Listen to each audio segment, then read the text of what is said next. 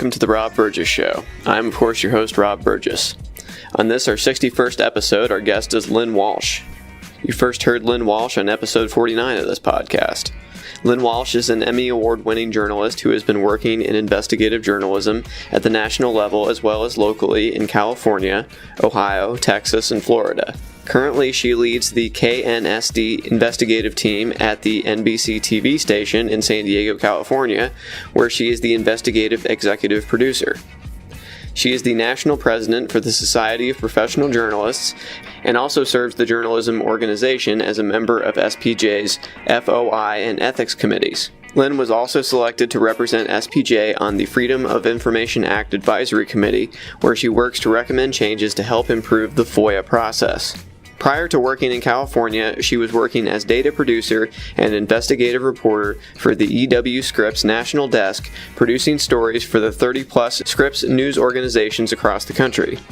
Before moving to the National Desk, she worked as the investigative producer at WPTV News Channel 5 in West Palm Beach, Florida. She has won state and local awards as well as multiple Emmys for her stories. She loves holding the powerful accountable and spends more time than she would like fighting for access to public information. Her passion lies in telling multimedia stories that deliver hard-hitting facts across multiple platforms. She describes herself as a data viz nerd who is obsessed with new online tools to share information on the web and mobile applications. Lynn is always interested in new projects surrounding FOI, public information access, mobile reporting tools, social media, and interactive journalism. She is a proud Bobcat alumna and graduated from The Ohio University's EW Scripps School of Journalism.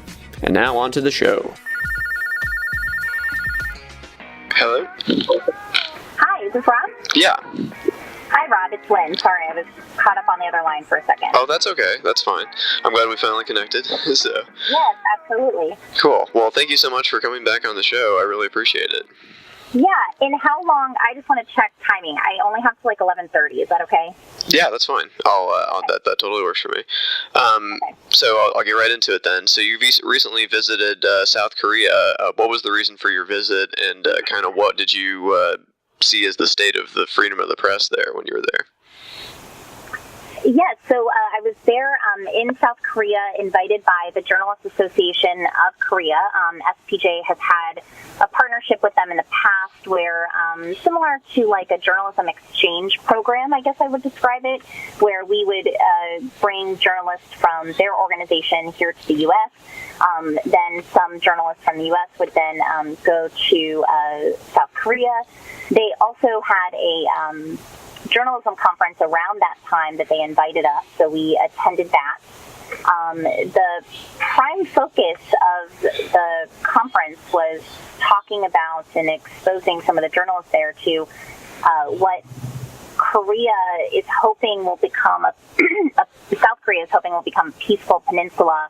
And they had, different lawmakers and professors talk about, how to propose solutions to solve the conflict between North and South Korea. So that was definitely interesting. I think for me, some of the biggest takeaways is just that, when we talk about freedom of the press, specifically here in the U.S., and, we do have access and are not maybe threatened in the way as some journalists might be in Russia or in other parts of the world.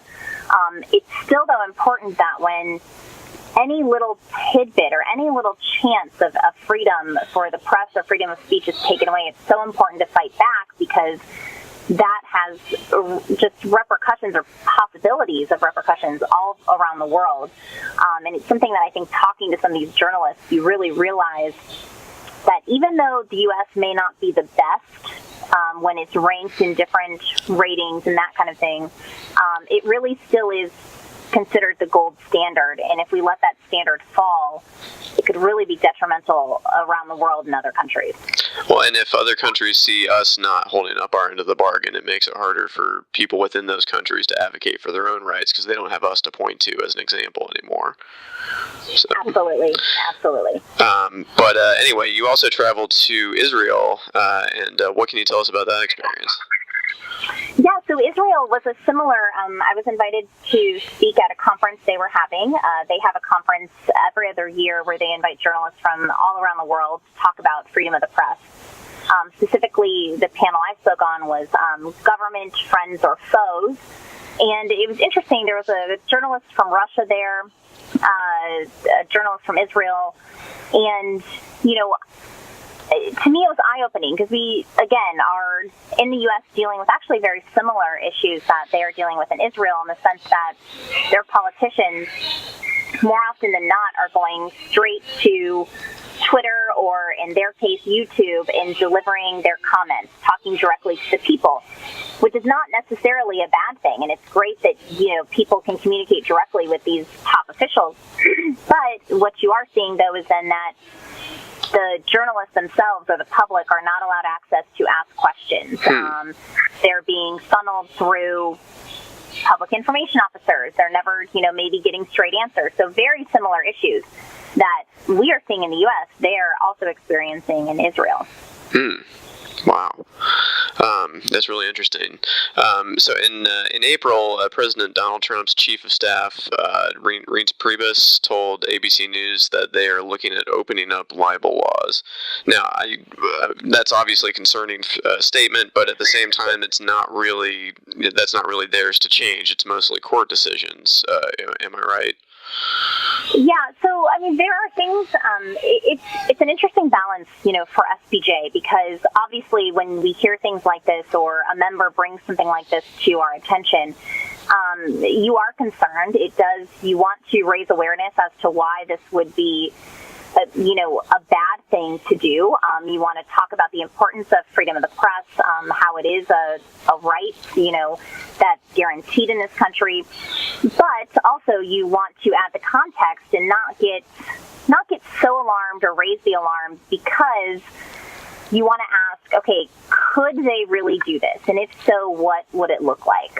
And so you want to, explain that and make sure people understand that as well, that they could just be saying it. But I think, it's also kind of like what I was mentioning before, even just mentioning that's something that someone in the White House wants to do, I think is worth being concerned about if you are concerned about freedoms in this country. Mm-hmm. Because the question always is, okay, yes, maybe one person or two people or, the president maybe cannot do that, but can he put people in powers that can do that? Will the public think it's a good idea and get behind it and want that to happen? So that's why, even though you don't want to raise the alarm too high because it maybe isn't there yet, you also, though, don't want to just let some of these things that have been said continue to be said and not have anyone speak out against it. Mm-hmm. Yeah, that's very true. Absolutely. So last time we talked about the White House daily press briefings, and there's been some development since then. It's come out that Press Secretary Sean Spicer may no longer do those when Trump gets back from overseas. One of the founders of Twitter even suggested that they tweet questions instead of having them. Trump said that he wants to just hand out written responses to questions instead of having these. What's your response to all that? Yeah, so I think, adding in new ways to communicate is not a bad thing. So let's say if they wanted to do Twitter Q&As in addition to having something in person or allowing journalists access in person, I think that's great.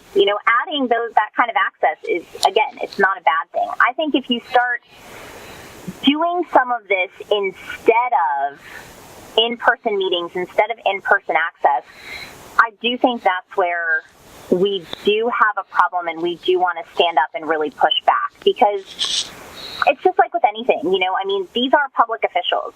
These are people that are paid for with public money through tax dollars. They are people that are making decisions that impact the public. They should answer to the public. And in that situation with the White House press briefing, the people representing the public are the journalists that are then sharing that information with the public in a variety of different ways and forms. And so to cut that access off is basically saying, we don't want to communicate with the public. We don't want to provide that access. And we definitely see that as problematic. And again, those meetings themselves aren't necessarily where the big story is. And we totally understand that. And journalists, need to understand that too. What's said in that press briefing is what they want to share with us, right? So you have to look beyond some of that information. You're doing more reporting beyond that. But in some cases, that may be your only chance to ask a question to any of those top officials because they're not making themselves available anywhere else. Yeah, definitely. That's true. This has come up again and again with Trump and also with people within the Republican Party recently, that Washington Post story that came out about Kevin McCarthy and Paul Ryan, quote unquote, joking about that Trump and Dana Rohrabacher were being paid by the Russians, and then Ryan swearing them to silence. But anyway, like the whole idea of somebody saying something outrageous but then being like, oh, it's just, just a joke. How do we cover with just a joke as a journalist? Like, how do we draw the line between what is a joke and what isn't? Yeah, I think that's going to depend a lot on your publication. So if you are a political, if you are a white, federal political reporting, that's what you do. So you report on politics, okay? That's probably going to be something that you are going to cover. I think the key is that, you cover it as transparently and accurately as possible and leave out any kind of, I would say, personal feelings, sometimes, adding in like one-liners or trying to make it maybe sexier than it is. I would say, don't do that. Make it very fact-based. Mm-hmm.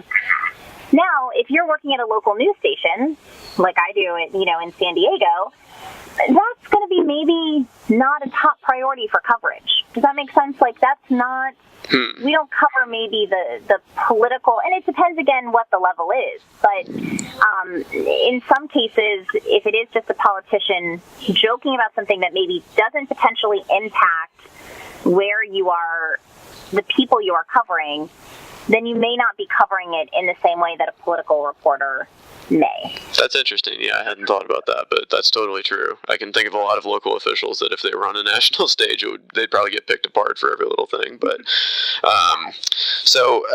kind of turning to student journalists, there's been, of course, a lot of controversy about free speech on campus.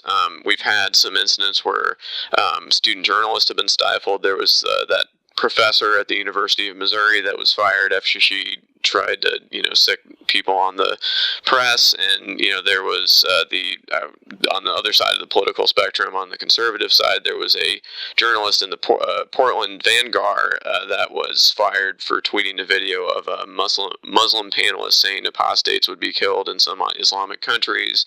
But the thing that I've always tried to remind people is that student journalists don't necessarily have the same protections as journalists that are working in the professional world because of some court decisions, right? Right, and we work closely with the Student Press Law Center, and they do an incredible job protecting students' rights in some of the situations you named, and the professors' rights, but also just in general pushing for laws to make it so that journalists that are reporting for a university, a college, even if it's a high school, news organization, they have similar rights as would somebody who's working for, a professional organization like a local TV station or a local paper. So they are definitely fighting these battles. And from talking to some of the individuals over there, there is a concern that we are seeing more examples of this in recent years than we have in the past, and that can we handle and speak out against all of them? That's a concern. And if we can't, if some of these slip by and become, standards, or if new laws are created, it could be very detrimental to the freedom of the press on these campuses and sometimes in these high schools. So it definitely is a growing concern that I've heard, especially from people who are, knee deep in all of it. And it's something that FPJ also is concerned about because, again, it's just every little bit that maybe gets taken away. Mm-hmm. What is that? What's the broader picture? What's the broader impact? And, it may sound silly that, it's just one professor that loses their job for, doing something, but it sets a precedent, and who's going to use that precedent or that example to do it again, and to do it in a broader sense. Yeah, absolutely. Now, there's also kind of, you talk about these little kind of not microaggressions, because they're more than that, but, and then one of them that I've seen recently was the reporter in West Virginia that was arrested for asking a question of Tom Price, the Health and Human Services Secretary, and then Price turns around and thanks the cops that did it, just because he was asking them some questions outside a press conference, I think was the official reason. And then there was a CQ roll call reporter that was pinned to the wall in the FCC meeting for doing pretty much the same thing. Obviously, those are both alarming, but how do we kind of assert our right to ask questions in a public forum without it being a press conference? Because, as journalists, you're allowed to ask somebody a question in public. It's allowed. So. Right.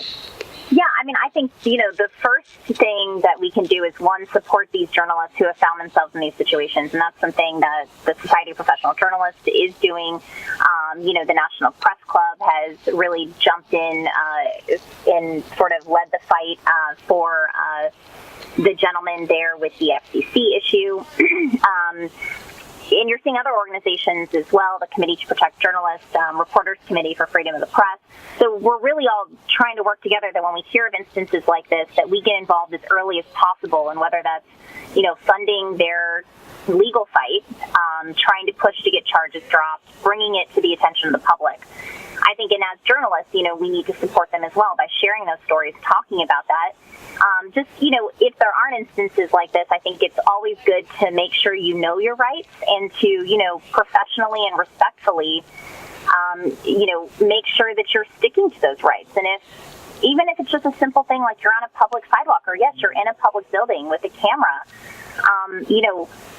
if that's something that in your state, and sometimes city and state laws are different, but if it is something that is legal, that you stand your ground on it. Because I think if we let them sort of take that away when it's something that is legal, they think they can then do it the next time. So we need to make sure we are educating ourselves. The only one thing that I'll add about it is, unfortunately, I think journalists are finding themselves in these situations where they are having to talk to people in hallways or talk to people as they're walking into a meeting or leaving a meeting more and more, because it's harder than ever to get these individuals on the phone. So you have public information officers, you have spokespeople, and you have just an increase in staffing. And there have been different studies that have been done that show how many people are going into being hired in public relations positions versus journalism, which is going down. And so you're having to be funneled through 5 and 6 people in an office, and you can't even get the mayor on the phone. So then you're forced to show up to get a question answered from the mayor, at one of their public briefings. And you might have to catch him or her going in or out of the meeting. And it's not an ideal situation for anyone, but it is a situation that we, unfortunately, find ourselves in more often than not. Yeah, absolutely. Now, I know our time grows short here, and I didn't get a chance to ask you this last time, but what music have you been listening to lately? What music have I been listening to? That's a good question. I actually have been turning on my Pandora Enrique Iglesias station a lot lately. I know. I really like pop music, so yeah. That's a station I've been listening to a lot. He's coming to San Diego here in October. But also, I don't know why it sounds kind of random, but our station here in San Diego we're combining with the Telemundo station, so Spanish language. Oh, so great. I felt the vibe in the newsroom, so I kind of turned to one of my favorite Spanish artists. Yeah, so, and awesome. I don't speak Spanish, but I enjoy the music. Oh, absolutely. Cool. Well, is there anything else I didn't ask you about that you want to get in there before we go? I don't think so. I appreciate you having me on, and I'm sorry we had a limited amount of time, but I appreciate it. That's okay. I really appreciate it, and I'll talk to you again soon. Okay, cool. Sounds good. Bye. Thanks. Have a good day. Bye.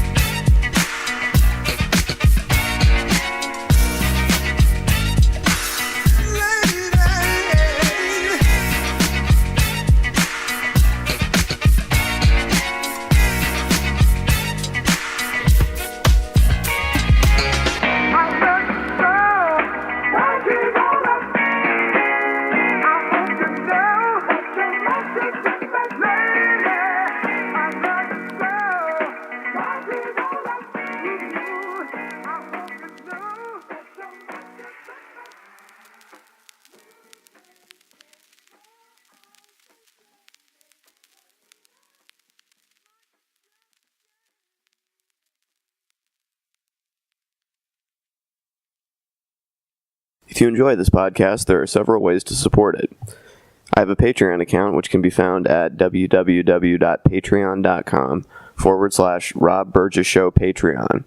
I hope you'll consider supporting in any amount. Also, please make sure to comment, follow, like, subscribe, share, rate, and review the podcast everywhere it's available, which includes iTunes, YouTube, SoundCloud, Stitcher, Google Play Music, Facebook, Twitter, Internet Archive, TuneIn, and RSS. It really helps. The official website for the podcast is www.therobburgesshow.com. You can find out more about me by visiting my website, www.thisburgess.com. Until next time.